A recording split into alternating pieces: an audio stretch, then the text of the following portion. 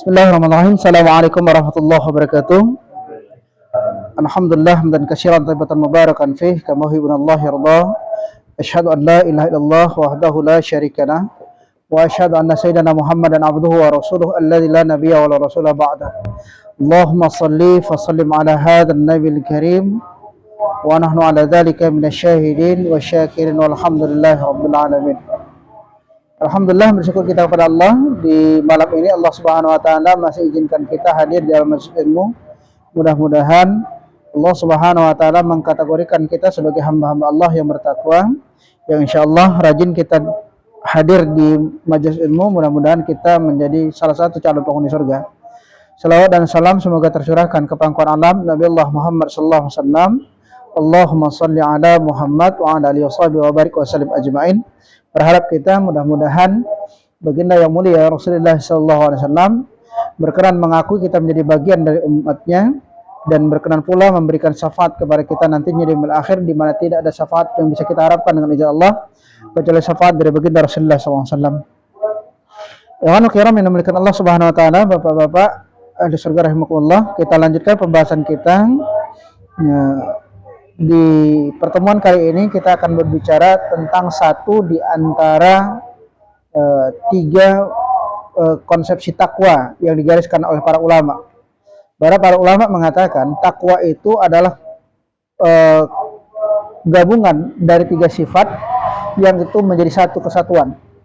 Yang pertama itu khauf atau takut, yang kedua roja atau berharap kepada Allah, dan yang ketiga adalah mahabbah, cinta karena Allah Subhanahu wa taala. Jadi ada rasa takut kepada Allah, rasa berharap kepada Allah, dan rasa cinta karena Allah Subhanahu wa taala. Ini kalau digabung, maka ini adalah takwa kepada Allah. Jadi pada kesempatan kali ini kita akan berbicara satu di antara tiga itu, yaitu bab khauf minallah. Takut kepada Allah baik dalam keadaan terang-terangan maupun dalam keadaan tersembunyi. Kenapa penting kali kita bahas perkara ini? Karena hari ini nyaris kita temukan orang-orang yang berposisi penting di negeri ini sudah hilang rasa takutnya kepada Allah Subhanahu wa taala. Sampai kita sering mendengar ayat konstitusi berada di atas ayat suci. Kenapa ini terjadi? Pasti didasarkan pada hilangnya rasa takut kepada Allah Subhanahu wa taala.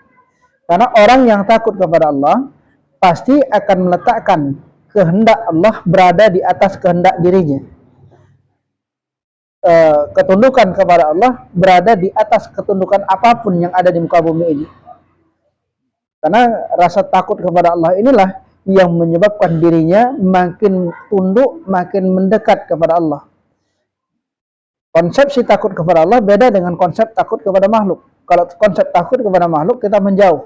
Tapi orang yang takut kepada Allah bukan menjauh, tapi makin mendekat, mencari segala perkara yang makin mendatangkan rasa cinta Allah, makin mendatangkan rasa sayang Allah, makin mendatangkan rasa ridha Allah Subhanahu wa taala. Memang yang jadi masalah, kita selama ini hampir dikatakan nyaris tertipu dengan kalimat Allah Maha Rahman, Allah Maha Rahim, hanya berhenti pada tataran itu saja. Padahal kalau kita buka di dalam Al-Quran, selain Allah Maha Rahman dan Maha Rahim, Allah juga dikenal sebagai Sadidul Iqab, sangat keras siksaannya, sangat besar balasannya, bahkan tidak tanggung-tanggung. Allah Subhanahu wa taala selain punya surga, Allah juga punya neraka. Yang di dalam Al-Quran dikabarkan siapapun yang masuk ke neraka itu saking beratnya siksaan selalu meminta kematian. Saking beratnya siksaan, kita membayangkan berapa susahnya kita hidup di dunia ini baru kita minta mati kepada Allah. Kalau kita masih sekedar nggak makan satu hari, nggak makan 2 hari, nggak mungkin kita akan mengatakan minta mati kepada Allah. Kapan kita mulai merasakan, mulai ada keinginan ingin, ya Allah matikan aja aku? Kalau sudah persoalan itu bertubi-tubi, dari segala arah itu persoalan muncul, sehingga kita sudah lost terhadap solusi, baru kita akan mengatakan, ya Allah matikan aja aku. Kalau begini lebih bagus mati. Artinya apa? Kita bisa membayangkan begitulah kondisi kesulitan yang dirasakan oleh orang-orang yang masuk dalam neraka Allah Subhanahu wa taala. Maka rasa takut kepada Allah ini menjadi kunci agar kita terhindar dari perbuatan-perbuatan yang mendatangkan kemurkaan Allah Subhanahu wa taala. Apa yang terjadi baru-baru ini sempat viral. Ada seorang tokoh BPIP yang melarang seorang muslimah untuk mengenakan jilbabnya, mengenakan kerudungnya. Padahal mengenakan kerudung dan mengenakan jilbab itu perintah langsung dari Allah. Jelas di dalam Al-Quran, surat An-Nur ayat 59 dan surat Al-Ahzab ayat An-Nur 31 dan Al-Ahzab 59 tentang kewajiban bagi seorang wanita muslimah berjilbab dan berkerudung. Dan itu jelas di dalam Al-Quran itu. Kalimatnya, amar yang sifatnya jelas. Sorry, bukan kalimat yang sifatnya pilihan, bukan kalimat yang sifatnya sindiran, enggak. Allah jelas mengatakan, ya ayuhan nabi qul lil azwajika wa banatika wa nisa'il mu'min khudh min jalababihinna. Wahai nabi, katakan kepada perempuan istri-istrimu, anak-anak perempuanmu, wanita muslimah agar mereka mengenakan jilbabnya. Ini perintah langsung dari Allah. Aneh ketika ada orang yang memberikan semacam larangan terhadap perintah Allah. Kenapa ini terjadi? Bisa jadi kemungkinan besar diduga bahwa dirinya hilang rasa takutnya kepada Allah. Ini sama seperti Fir'aun dulu. Karena dia punya kuasa, hilang rasa takutnya kepada Allah. Sama seperti Namrud dulu. Karena dia punya harta, punya kekuasaan, maka hilang rasa takutnya kepada Allah. Karena hilang takutnya kepada Allah, mulailah dia bermaksiat kepada Allah Subhanahu wa taala. Maka jangan sampai kita sebagai hamba Allah ini hilang rasa takut kita kepada Allah Subhanahu wa taala. Kenapa? Karena takut kepada Allah ini bagian dari wujud ketakwaan kita kepada Allah.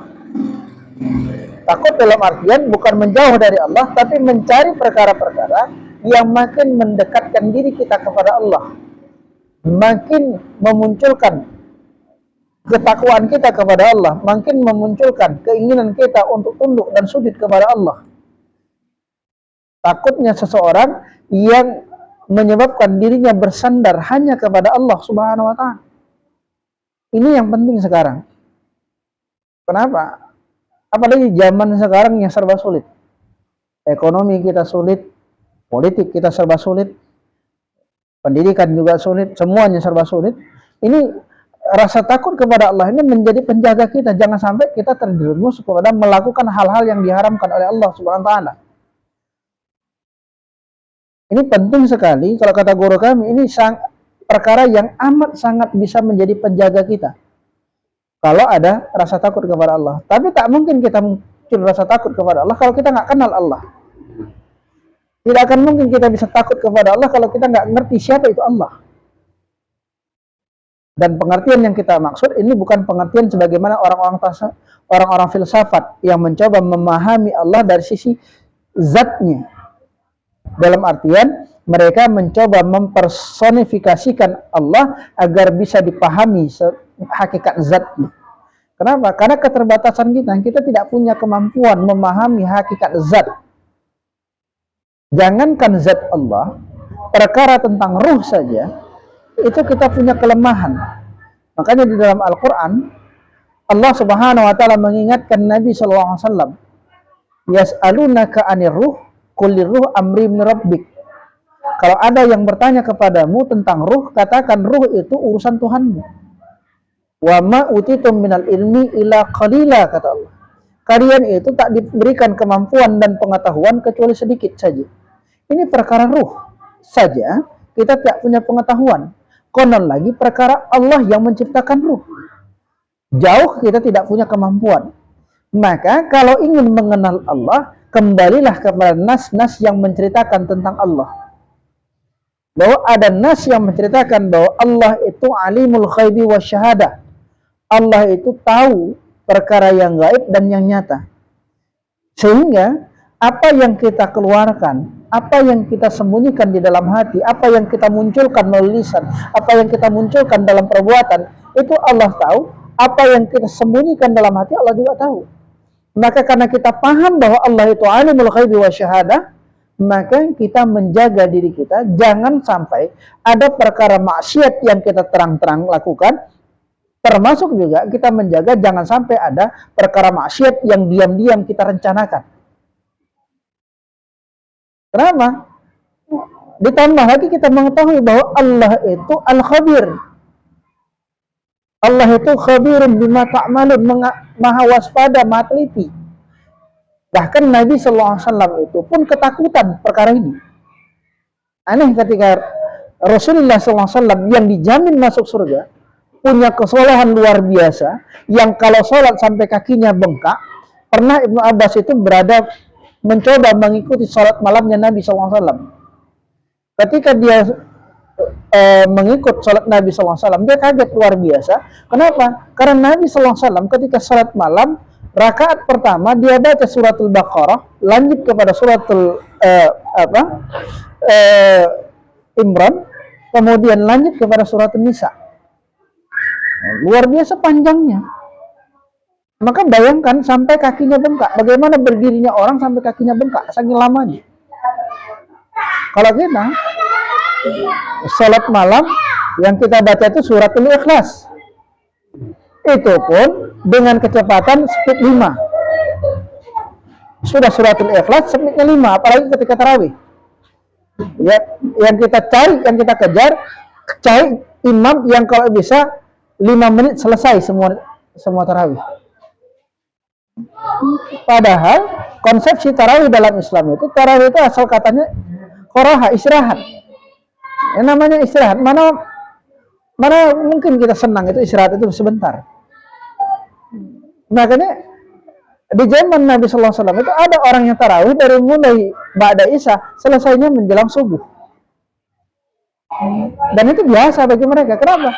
Karena proses tarawih yang mereka lakukan 2 rakaat duduk sebentar, 2 rakaat duduk sebentar, 2 rakaat duduk sebentar. Kenapa? Ya istirahat, memang menikmatin. Kalau kita 2 rakaat langsung sambung. Kalau yang tak pakai salawat, yang pakai salawatnya pun kecepatannya nggak usah ditanya. Tak lagi kita pahami apa yang disebutkan dia. Tak jelas lagi. Yang kita dengar cuma bot gitu. Kenapa? Tak muncul kenikmatan dalam ibadah. Tapi kalau orang yang punya pemahaman bahwa Allah itu maha khabir, maha teliti, maka dia akan jaga setiap kalimat yang muncul dalam ibadah sholatnya terutama, termasuk juga dalam ibadah-ibadah yang lain, termasuk juga ibadah khair mahdhah. Bahwa ibadah itu kan ada 2, Pak. Ada ibadah mahdhah, ibadah yang ditentukan caranya oleh Allah. Kaifiatul amalnya seperti sholat, puasa, zakat, haji, itu ibadah mahdhah. Ada ibadah ghair mahdhah, seluruh perkara yang dilakukan untuk mendekatkan diri kepada Allah itu adalah ibadah dari konsep ghair mahdhah tadi. Ya kerja kita jadi ibadah kalau kita lakukan kerja itu karena kesadaran bahwa ini adalah perintah Allah, kita ikhtiar untuk menafkahi anak dan istri. Bahkan tidur kita itu bagian dari ibadah. Kalau kita lakukan tidur itu bagian untuk menjaga amanah Allah agar nanti bisa melaksanakan ibadah mahdhah yang diperintahkan oleh Allah.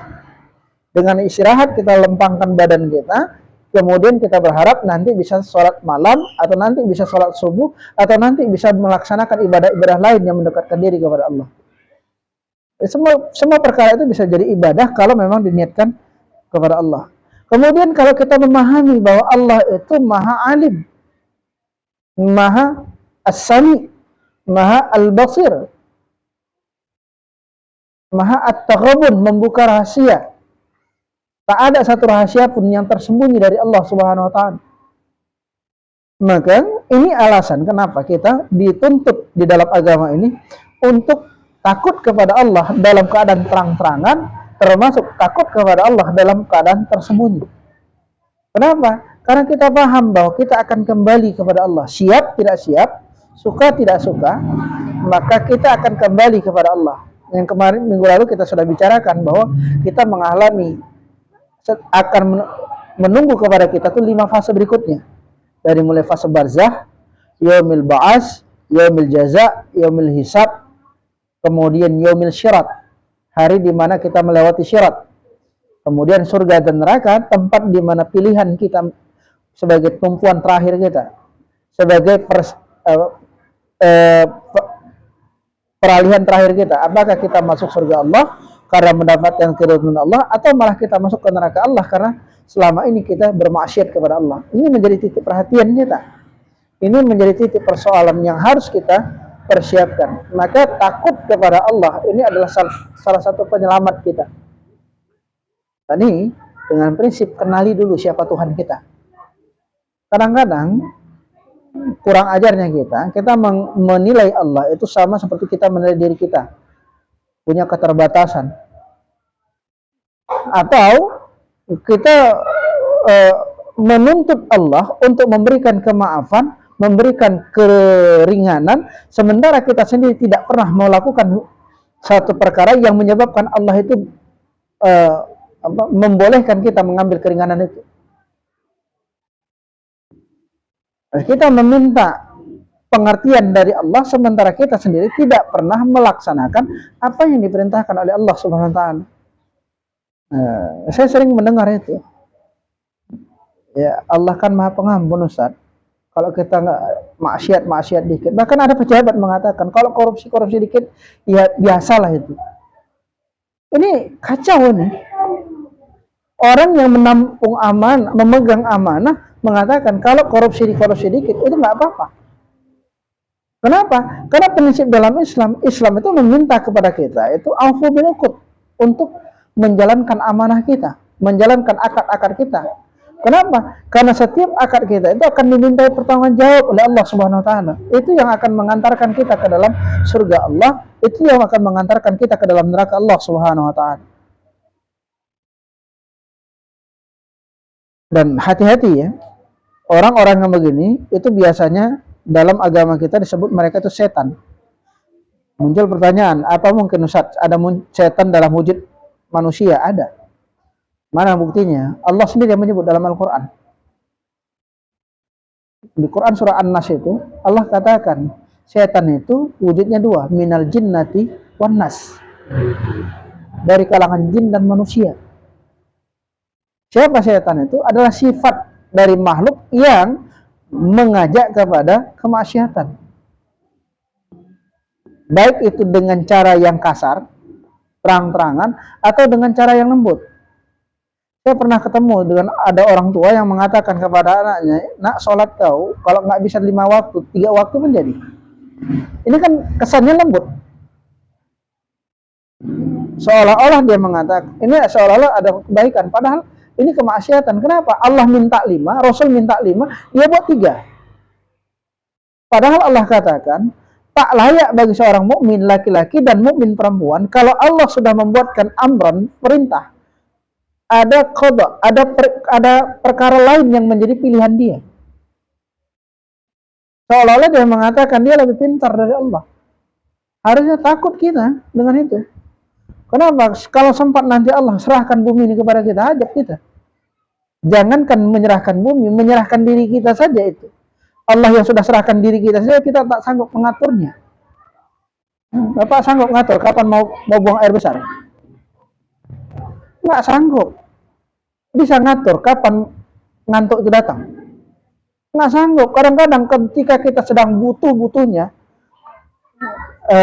begadang, bekerja, di situ pula datang ngantuknya. Kadang-kadang saat kita sedang butuh, nggak boleh ada buang angin, di situ pula buang dia. Bau pula, malu setelah mati. Itu menunjukkan apa? Jangankan mengatur Allah, mengatur diri aja kita nggak sanggup. Pula kita mau ngatur Allah. Ini kan kacau ini. Maka penting bagi kita memunculkan rasa takut kepada Allah, baik dalam kondisi terang-terangan maupun dalam kondisi tersembunyi. Kenapa? Karena Allah sendiri mengingatkan kepada kita, wa iyaya farhabun. dan hanya kepadaku kamilah kamu harus takut dan tunduk kepada, kata Allah. Artinya ini perintah Allah. Kita takut kepada penguasa, takut kepada raja, tapi jangan sampai ketakutan kita kepada penguasa dan raja itu melebihi ketakutan kita kepada Allah dan Rasulnya. Makanya aneh ketika ada yang mengatakan ayat konstitusi di atas ayat suci. Ini menunjukkan apa? Harus tunduk kepada manusia melebihi ketundukan kepada Allah. Ini hari ini kita mendekat, besok kita melaksanakan hari ulang tahun kemerdekaan negara kita yang 79. Pertanyaannya, mengerti nggak kita makna kemerdekaan? Nabi SAW itu jelas menegaskan makna kemerdekaan itu adalah ketika kita mampu beribadah kepada Allah, mampu merdeka bebas beribadah kepada Allah, meninggalkan peribadatan kepada makhluk. Sayangnya hari ini kita lebih banyak beribadah tunduk takut kepada makhluk ketimbang kepada Allah. Maka penting ini menjadi kewaspadaan kita, ini menjadi perhatian kita. Allah Subhanahu wa taala mengingatkan kita di dalam Quran surat Al-Hajj. Ya ayuhan nas ittaqu rabbakum inna zalzalata sa'ah syai'an azim. Wahai manusia, bertakwalah kalian kepada Tuhanmu. Sesungguhnya kegoncangan di hari kiamat itu adalah suatu kejadian yang amat sangat besar bagi kalian. Artinya apa? Konsep ketakwaan kita, ketakutan kita itu banyak alasannya, banyak sebabnya. Karena memang Allah layak kita takutin. Apa yang kita takuti? Murkanya. Apa yang kita takuti? Azabnya. Apa yang kita takuti? Hantaman kemarahan Allah. Saya tinggal di Aceh, saya tahu betul bagaimana besarnya kemarahan Allah ketika Allah memberikan sedikit azabnya kepada kami orang Aceh berupa tsunami. Kebetulan kata Allah, saya waktu tsunami Aceh, saya di Aceh, gempa Nias saya di Sibolga. Jadi saya merasakan dua kegoncangan itu. Dan itu masih kiamat kecil, masih kegoncangan kecil. Saya belum bisa membayangkan kalau sempat yang muncul itu adalah kegoncangan yang besar sebagaimana yang disebutkan Allah dalam Quran surah Al-Zalzalah itu. Iza zulzilatil ardu zilzalaha. Ketika bumi ini digoncangkan dengan goncangan yang segoncang-goncangnya. Diulang Allah bentuk kegoncangannya, itu menunjukkan apa? Taukid, penegasan. Maka perhatian kita ini harus mempersiapkan diri untuk menghadapi itu semua, bukan malah kita lari dari itu dengan mengatakan, dengan secara tidak sadar menantang Allah Subhanahu wa taala. Nauzubillah min dzalik kalau ini terjadi. Allah Subhanahu wa taala juga mengingatkan, innamal mu'minuna alladzi idza dzukirallah wajilat qulubuhum. Sesungguhnya orang-orang yang beriman ketika disebut nama Allah maka gemetarlah hati mereka.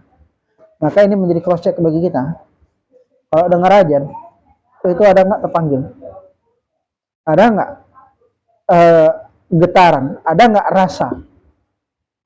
5 kali sehari semalam dipanggil oleh Allah Subhanahu wa taala. Ada enggak rasa terpanggilnya kita untuk mendekat kepada Allah Subhanahu wa taala? Atau malah ketika dengar azan kita malah merasa, kan sempat kemarin itu viral, ada seseorang yang mengatakan bahwa lebih bagus suara londongan anjing dari suara azan. Ini kan penyakit ini. Ini kalau kita gabungkan dengan ayat ini udah mengatakan ini orang nggak beriman sama sekali. Dan terbukti kan beberapa waktu berikutnya dia murtad, pindah ke agama lain. Bahkan yang menyakitkan kita, ada tokoh agama yang menyamakan antara azan dengan lolongan anjing. Ya, lolongan anjing itu lolongan binatang, tapi azan itu panggilan Allah, disebut nama Allah. Maka ini membuktikan bergetar ke hati kita kalau disebut nama Allah. Kalau nggak bergetar, hati-hati, bisa jadi kita ini termasuk orang yang mengaku beriman tapi tak diakui beriman. Allah sendiri mengatakan itu dalam Al-Quran. Wa minan nasi may yaqulu amanna billah wa bil yaumil akhir wa ma hum bimu'minin. Banyak orang yang mengaku beriman kepada Allah dan banyak orang mengaku beriman kepada hari akhir, wa ma hum mu'minin, mereka itu nggak beriman kata Allah, bohong imannya, dusta imannya. Maka ini menjadi trigger, menjadi perhatian bagi kita, menjadi satu hal yang menyebabkan kita harus melakukan muhasabah, harus melakukan cross check kepada diri kita. Benar nggak kita sudah beriman kepada Allah atau belum? Atau kita termasuk orang-orang yang berimannya karena terpaksa atau karena kebetulan? Terpaksa beriman kenapa? Karena memang lahir dari orang tua yang beriman. Kebetulan beriman itu kenapa? Karena kebetulan agama di KTP itu Islam. Bukan dari sebuah kesadaran kenapa kita mengimani Allah, karena memang Allah itu layak jadi Tuhan. Kenapa kita mengimani Nabi Muhammad SAW sebagai Rasul? Karena memang Muhammad SAW itu layak menjadi Rasul. Kenapa? Dia bawa kitab suci dari Allah. Dia membawa risalah. Maka siapapun yang membawa risalah pasti dia seorang Rasul. Dan Allah sendiri menegaskan di dalam Al-Quran, wa ma Muhammadun illa Rasul. Tidaklah Muhammad itu ayah dari seorang kalian, namun dia adalah seorang Rasul. Wa ma Muhammadun aba amrijalikum walakin Rasulullah. Bukanlah Muhammad itu ayah dari laki-laki, seorang laki-laki di antara kalian, akan tetapi Muhammad itu adalah Rasulullah, Nabi dan utusan Allah Subhanahu wa ta'ala, dan lain sebagainya. Jadi ini menjadi poin-poin yang menyebabkan kita harus bertawakal, harus takut, harus tunduk kepada Allah Subhanahu wa ta'ala dengan ketundukan yang makin mendekatkan diri kita kepada Allah Subhanahu wa ta'ala. Bahkan Nabi sallallahu alaihi wasallam itu pernah mengingatkan kita dalam khutbahnya. Nabi mengatakan, "Lau ta'lamu ma a'lam," kalau kau tahu apa yang aku tahu, kata Nabi sallallahu alaihi wasallam, maka apa yang terjadi? Niscaya kamu akan sedikit bicara dan banyak nangis. Nabi katakan, kalau kau tahu apa yang aku tahu. Kenapa? Karena Nabi sallallahu alaihi wasallam itu pernah berangkat Mi'raj, berangkat ke langit. Ketika berangkat ke langit itu, Allah tunjukkan segala perkara rahasia dunia. Bahkan Allah tunjukkan rahasia akhirat. Allah tunjukkan bahwa dunia itu adalah seorang wanita tua yang menggunakan perhiasan. Allah tunjukkan bahwa penghuni neraka itu kebanyakan adalah kaum perempuan. Allah tunjukkan nanti di yaumil ba'as ada orang-orang yang dibangkitkan dengan kepalanya kepala binatang. Ada orang yang dibangkitkan dengan perutnya membesar. Ada orang-orang yang dibangkitkan Allah dengan kondisi yang tidak sempurna. Dan Allah Subhanahu wa ta'ala melalui malaikat Jibril menjelaskan kenapa ini terjadi. Tamsilan apa ini semua? Allah menceritakan bagaimana kehidupan neraka, Allah menceritakan bagaimana kehidupan surga. Sehingga betul kata Nabi, kalau kalian tahu apa yang aku tahu, kalian akan sedikit diam, akan sedikit berbicara. Lebih memilih diam dan lebih banyak menangis. Kenapa? Takut. Pertama ketika dia tahu tentang kisah neraka, dia menyebabkan dirinya takut. Dan inilah kenapa dalam sejarah itu kita temukan bahwa Umar bin Khattab itu dalam setiap sholat malamnya dia seperti anak gadis yang merengek kepada kekasihnya, yang merengek kepada Allah Subhanahu wa ta'ala. Kenapa? Dia teringat selalu peristiwa kejahatan yang dilakukan dulu ketika dia belum Islam. Padahal para ulama mengatakan bahwa seorang ketika dia masuk Islam maka hilang semua kesalahan masa lalunya. Syahadatnya itu menyebabkan dia terputus atas kesalahan masa lalu sebelum dia masuk Islam. Artinya termasuk dosa membunuh anak perempuan itu hilang. Tapi karena takut dia itu dibuka kembali oleh Allah Subhanahu wa ta'ala, maka dia menangis sepanjang malam sebagaimana anak gadis menangis karena merengek ditinggal kekasihnya. Ini yang terjadi.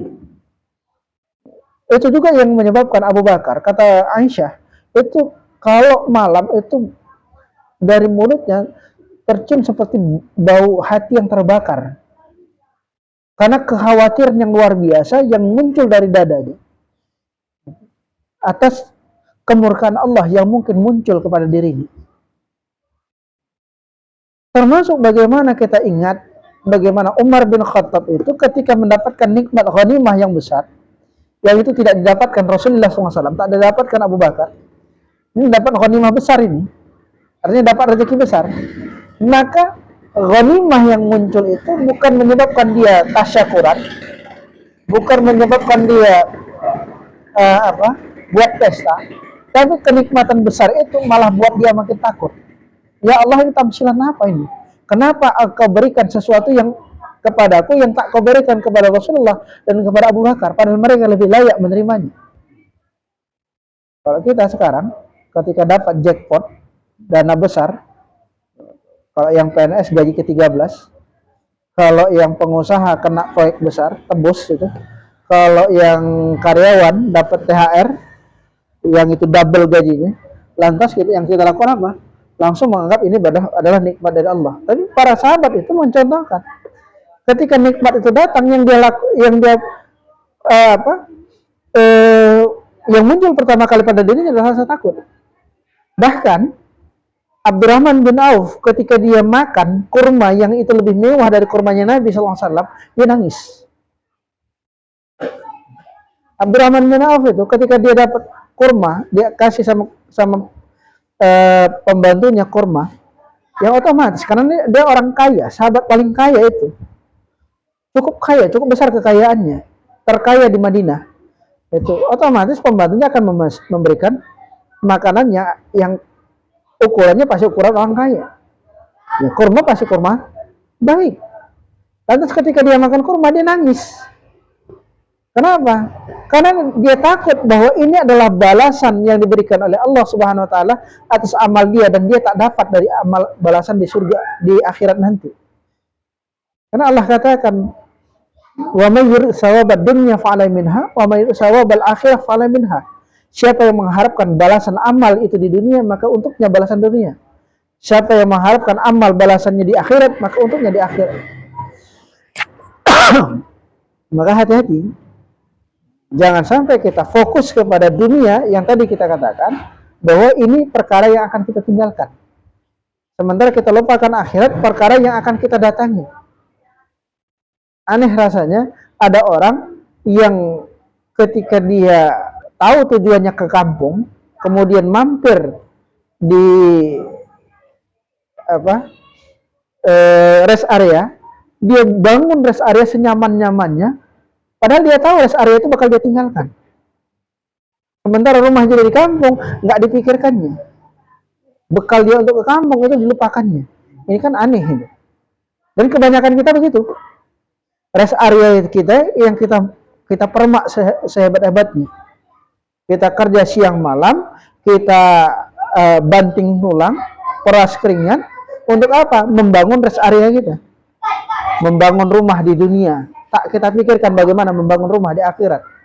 Membangun keluarga di dunia. Tak kita bangun bagaimana membangun keluarga di akhirat. Mempercantik kendaraan di dunia, tapi tak pernah kita percantik kendaraan kita di akhirat. Makanya agak lucu ketika ada orang yang melakukan hal ini. Maka hati-hati, munculkan ketakutan, munculkan kewaspadaan kita kepada Allah Subhanahu wa taala. Wallahu alam, mungkin ini sebagai pengantar, kita lanjutkan pada perkara yang bisa kita diskusikan. Kami persilakan.